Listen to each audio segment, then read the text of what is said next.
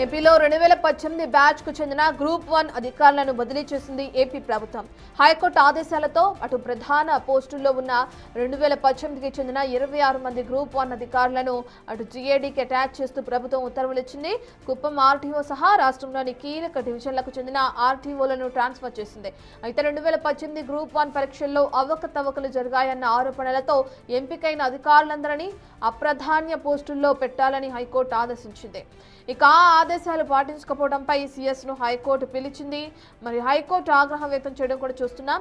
రేపు ఉదయం మరోసారి హైకోర్టుకు హాజరు కావాలని సీఎస్ ను ఆదేశించింది హైకోర్టు. ఈ మేరకు 26 మందిని జీఐడీకి అటాచ్ చేస్తూ ప్రభుత్వం ఉత్తర్వులు జారీ చేయడం జరిగింది.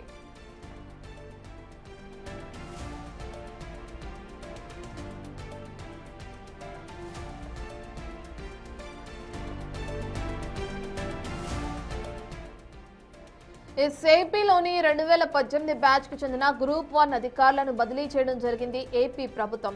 హైకోర్టు ఆదేశాలతో అటు ప్రాధాన్య పోస్టుల్లో ఉన్న 2018కి చెందిన 26 మంది గ్రూప్ 1 అధికారులను జీఐడీకి అటాచ్ చేస్తూ ప్రభుత్వం ఉత్తర్వులు జారీ చేసింది. ఈ నేపథ్యంలో అటు కుప్పం ఆర్టీఓ సహా రాష్ట్రంలోని కీలక డివిజన్లకు చెందిన ఆర్టీఓలను ట్రాన్స్ఫర్ చేసింది. అయితే 2018 గ్రూప్ 1 పరీక్షల్లో అవకతవకలు జరిగాయన్న ఆరోపణలతో ఈ ఎంపికైన అధికారులందరినీ కూడా అప్రధాన్య పోస్టుల్లో పెట్టాలని హైకోర్టు ఆదేశించడం జరిగింది.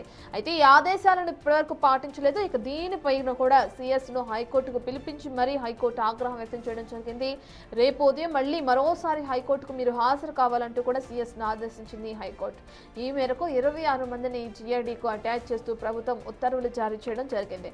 ప్రధానంగా ఈ ఉత్తర్వులు అటు ఏదైతే ఇంతకు ముందు జరిగినట్లు అవకతవకలు జరిగాయి 2018 గ్రూప్ 1 పరీక్షల్లో అని ఆరోపణలు రావడంతోనే ఇక్కడ ఎంపికైన 26 మందిని కూడా అటు హైకోర్టు బదిలీ చేస్తూ ఉత్తర్వులు జారీ చేయడం మనం చూస్తున్నాం.